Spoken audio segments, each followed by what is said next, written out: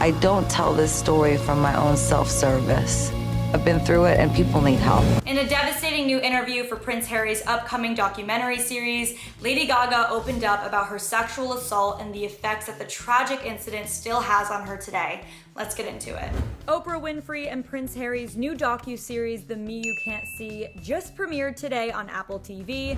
The new show gets real about mental health and is working towards removing the stigma surrounding mental illness.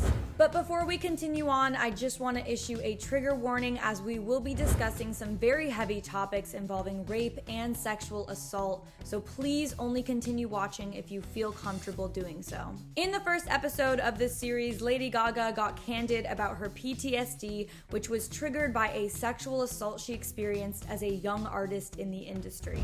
A producer said to me, "Take your clothes off." And I said no. She continued on to share, quote, "And I left and they told me they were going to burn all my music and they didn't stop. They didn't stop asking me, and then I just froze and I don't even remember." Gaga did not feel comfortable sharing the name of her attacker, saying she doesn't want to face that person ever again, but did open up about how this trauma affected her.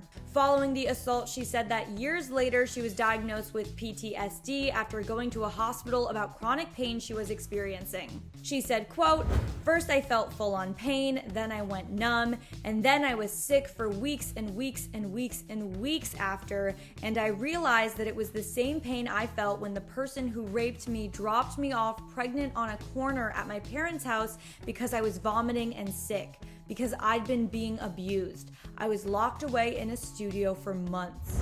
Gaga also explained that she became a different person because of the pain, which eventually led to what she described as a psychotic break, saying, quote, "For a couple years, I was not the same girl."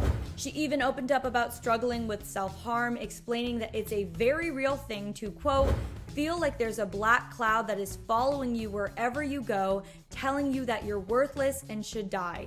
I used to scream and throw myself against the wall." She said what she tells people now when it comes to self-harm is to tell somebody, not show somebody, because as she's learned, it doesn't help and it makes you feel worse. Gaga did note that healing and recovering is an ongoing process, revealing that she still is triggered today, even if she has several months of being okay.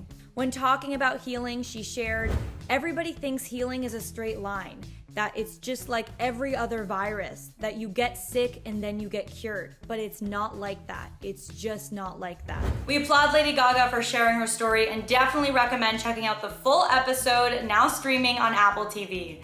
As always, I'm your host, Renee Ariel, and I'll see you next time.